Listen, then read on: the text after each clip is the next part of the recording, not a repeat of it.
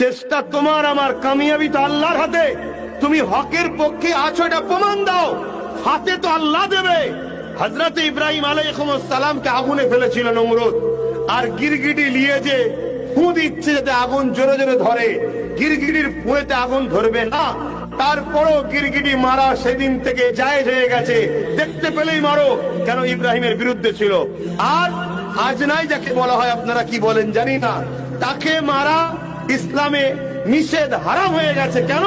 সে পানি নিয়ে এসেছিল চোঁচে করে, একটা ছোট জন্তু ওই বিশাল আগুনে পানি দিওয়াতে কিছু আসর পড়ছে না, কিন্তু প্রমাণ দিয়েছে ইব্রাহিমের পক্ষে। তোমার আমার উচিত যতদিন বাঁচবে মুস্তাফার গোলামদের পিছনে দাঁড়াও, আলেমদের হাক্কানীদের পিছনে দাঁড়াও, ইমানদার লিডারদের পিছনে দাঁড়াও, তাদের পাশে দাঁড়াও, তাদেরকে সাপোর্ট করো, তাদেরকে সহযোগিতা করো। ওই দাড়ি টুপিওয়ালা পাগড়ি পরে কিছু